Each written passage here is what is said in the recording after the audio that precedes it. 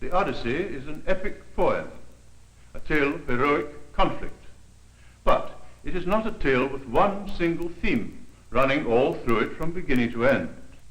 It's a story with three different themes skillfully interwoven, and all three based on one central moral truth.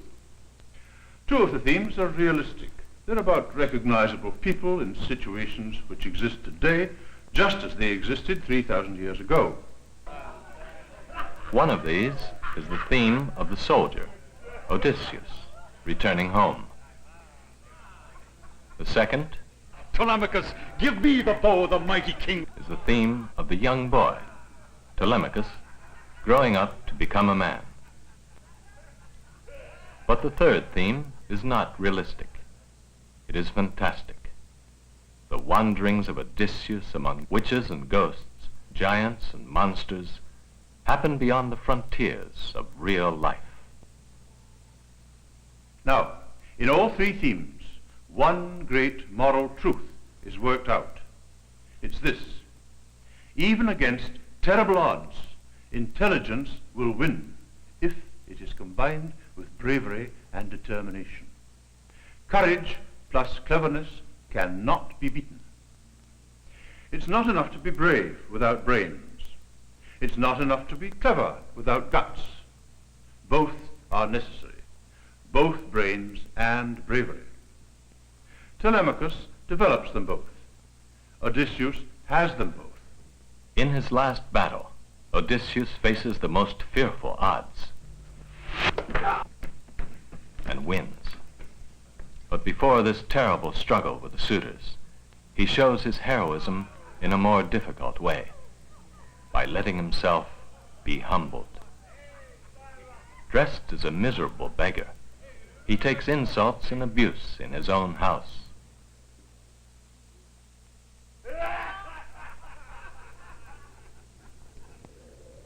And while others sleep warmly indoors, he has to lie down outside, wrapped in his cloak. At this point, even Homer ridicules his hero. As Odysseus lies there brooding on his revenge, Homer says, "And so his heart obeyed him well, and was steadfast unflinchingly. But he lay tossing side to side, just as a man beside a hearty blazing fire holds out a huge sausage full of fat and blood, turning it back and forward, eager to have it grilled. So now Odysseus turned this way and that." Of all the similes in the Odyssey, this is the most trivial. Homer wants even us to laugh at the untypical hero, rolling back and forward sleeplessly like a grilling sausage. There is an old Greek saying, God helps those who help themselves. The god who helps Odysseus is Athena, Pallas Athena. She's the personification of wisdom, and so she naturally sides with the clever hero. Just so, in the Bible, God helps those who prove themselves worth helping. When Joshua, at the head of the Israelite army, is invading the promised land, the Bible says, the Lord delivered the enemy into Joshua's hands. In the Bible, God favors strong men and gives them greater strength. In the Odyssey, Athena favors an intelligent man and gives him greater wisdom. Even when, without knowing who she is, he tells her a lie, she admires him and favors him for it. "I come from the Isle of Crete, far across the sea. I did a murder there. Now I am an outlaw." Only a master of cunning, only a genius at deception could outdo you in trickery. Only the devil himself, you indefatigable cheat. Not even now, not even in your own home will you tell the truth. No, what you really love is complicated deceit. Come now, abandon these evasions. You and I are experts. You are best of all mortal men at plots and plans and storytelling. I am craftiest of all the gods. You did not know me, Pallas Athena, daughter of Zeus.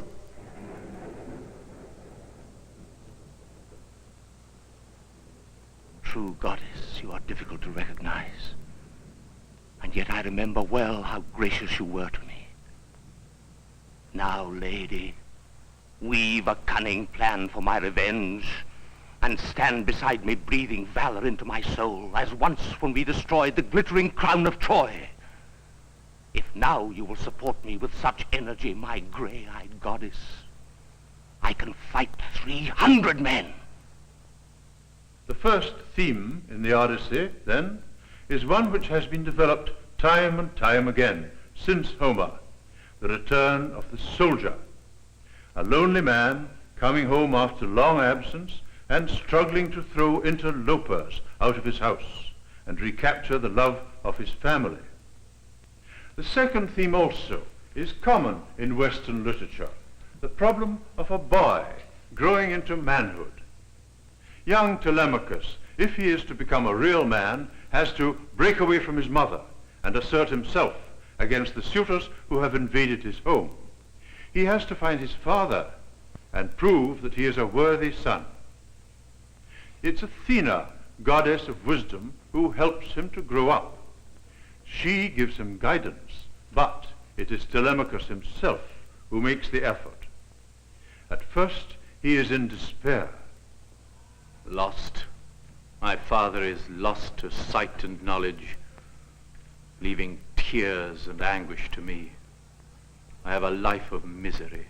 The noblemen and princes of the neighbor islands are paying court to my mother, wasting my household. She will neither refuse their vile offers nor yet bring the thing to an end. Meanwhile, they devour my home greedily, and one day soon they will destroy me too. Poor boy, you surely need Odysseus. But let me tell you what your strategy should be. Hey, Telemachus, come and join!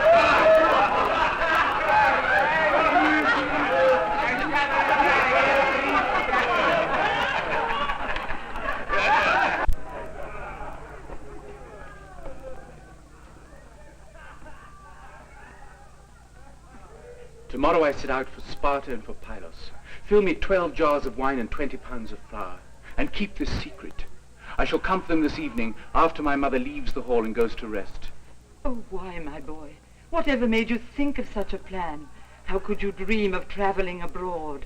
An only son, and so much loved. No, stay with us. Comfort yourself, my dear. God is behind my plan. But swear you will not reveal this to my mother.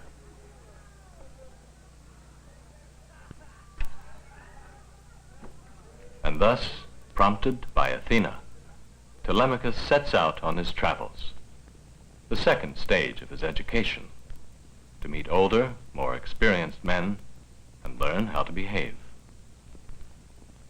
The final stage in Telemachus' development, as shown by Homer, is to face opposition fearlessly, even at the risk of his life. Telemachus, now is the time to face the battle. The final test of manliness and excellence. And learn how not to bring disgrace upon your fathers, whose strength and courage are renowned throughout the world. Watch me, dear father, now, and you shall see my courage brings no dishonor on the house of brave Odysseus. Now, at last, Telemachus is a man, like his father. Modern critics make a great deal out of his search for Odysseus. They treat it as a symbol of a universal experience. They say that every young man growing up has to search for his father and find him.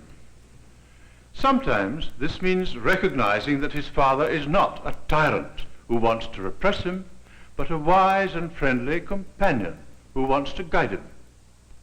Sometimes it means breaking away from his mother and deciding to model himself on a man rather than remaining a protected child. But there's an interesting point here. None of the Greek and Roman critics who knew the Odyssey so well ever suggested that Telemachus' search for his father had a symbolic meaning.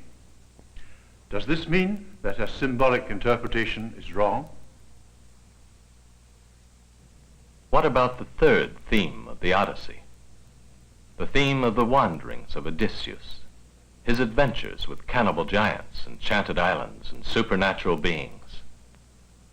All the stories in this section are exciting. In every one of them, Odysseus shows the same courage and resource. Still, they are not at all like ordinary life. What are we to think of them? I have a suggestion. You must have noticed how much trickery and disguising and downright lying there is in the Odyssey. In the other Homeric story, the Iliad, practically everyone speaks the truth straight out. But Odysseus in the Odyssey is one of the most remarkable liars of all time. Now tell me truly, answer all my questions straight. Who are you? And your home and family, where are they? What sort of ship and sailors brought you overseas to Ithaca? I'm sure you did not come on foot. Right, I shall answer all your questions truly. My story is a long one, though. I'll cut it short. In Crete, that spacious island, I was born and reared. The son of a rich man, Castor Hylacides, but illegitimate. After he died, my brothers split up his property and left me a poor pittance. So, I became a pirate, roaming the wide seas.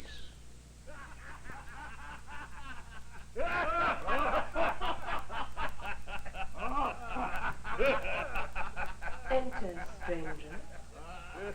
Later, disguised as a beggar, Odysseus even tells an elaborate lie to his own wife, Penelope.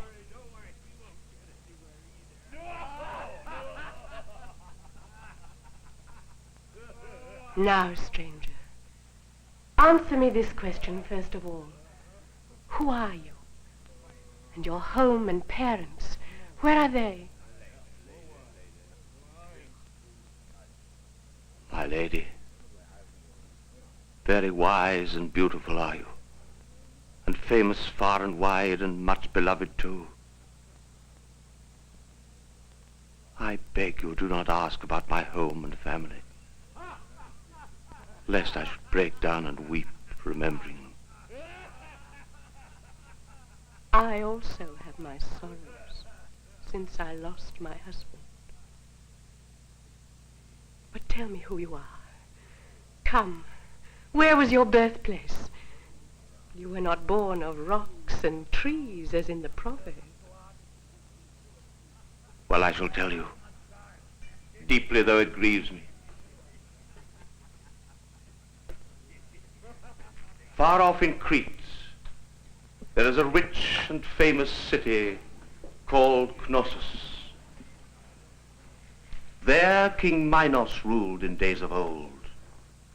His son, Deucalion, was my father.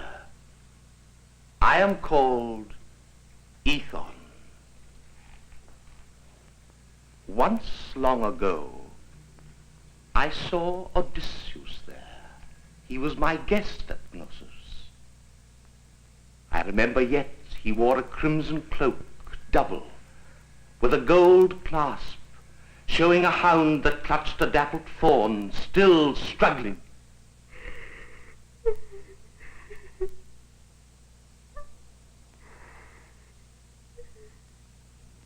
Inventions, tall tales, fictions.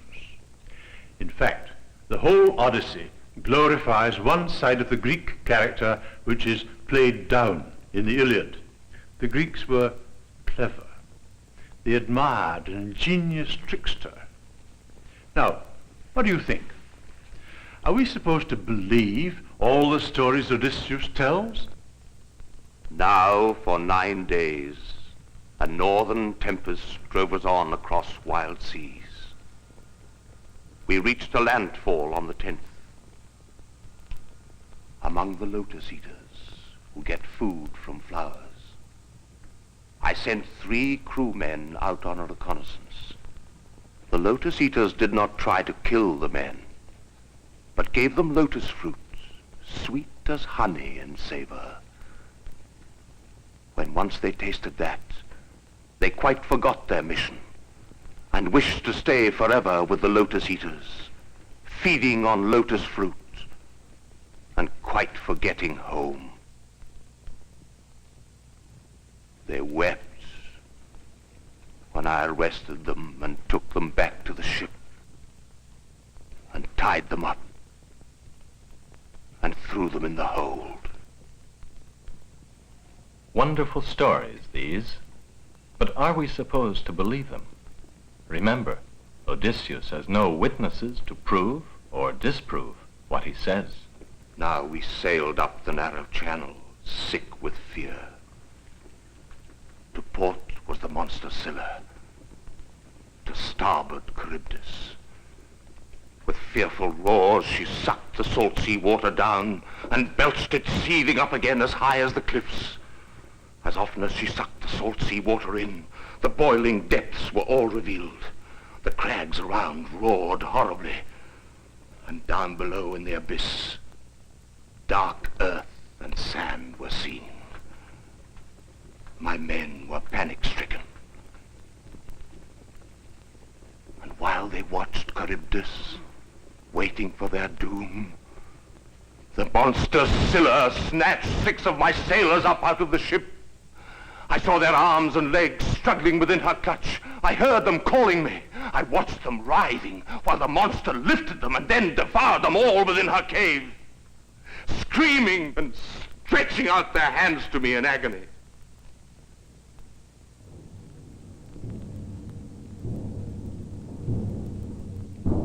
Of all my trials and afflictions on the sea, that was the grimmest sight and the most pitiful.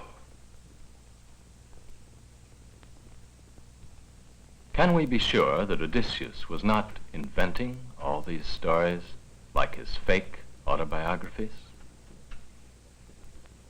In hell among the damned, I saw King Tantalus condemned to stand in a lake.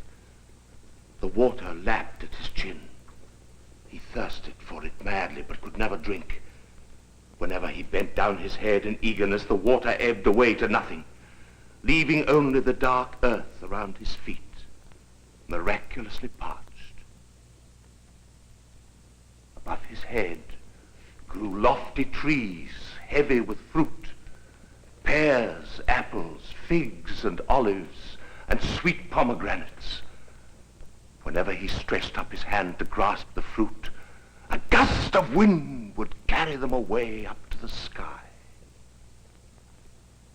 Perhaps all the tales told by Odysseus were one gigantic confidence trick?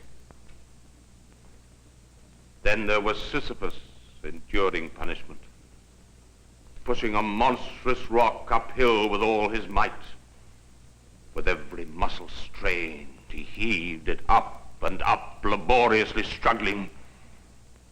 But when he was just about to reach the summit, gravity turned it back, and down with a rush and a roar, the ruthless rock rebounded.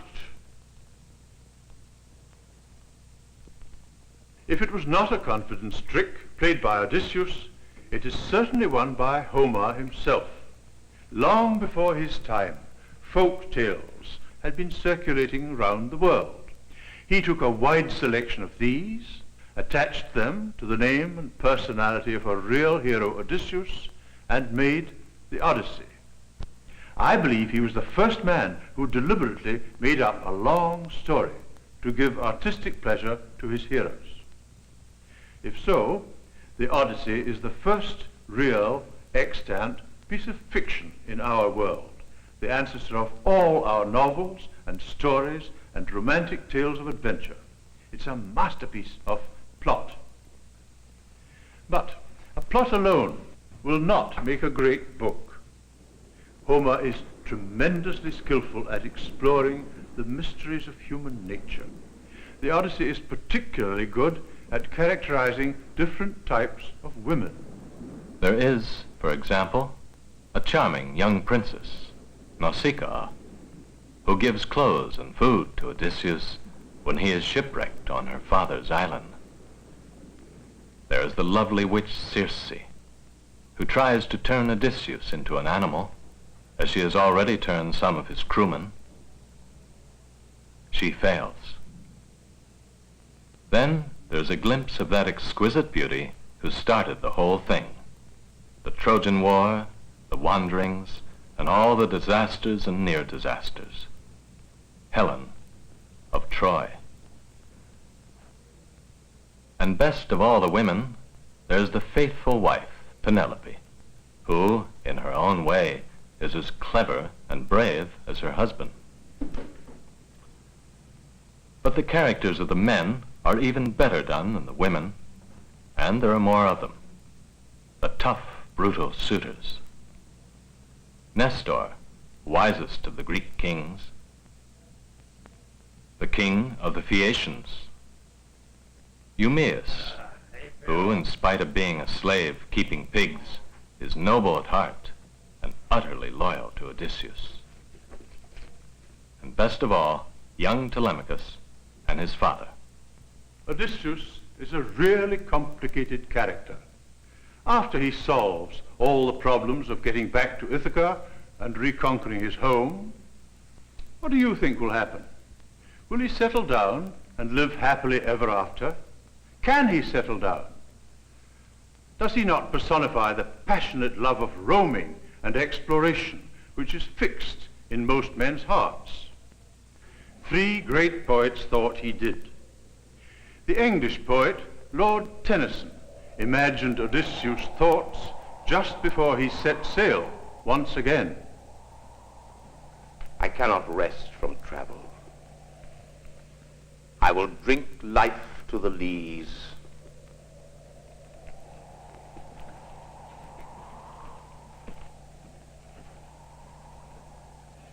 I am become a name.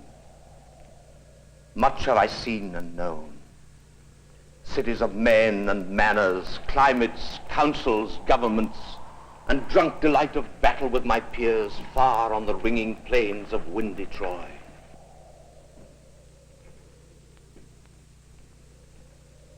Yet all experience is an arch, wherethrough gleams the untraveled world, whose margin fades forever and forever when I move. 'Tis not too late to seek a newer world. My purpose holds to sail beyond the sunsets and the bars of all the western stars until I die.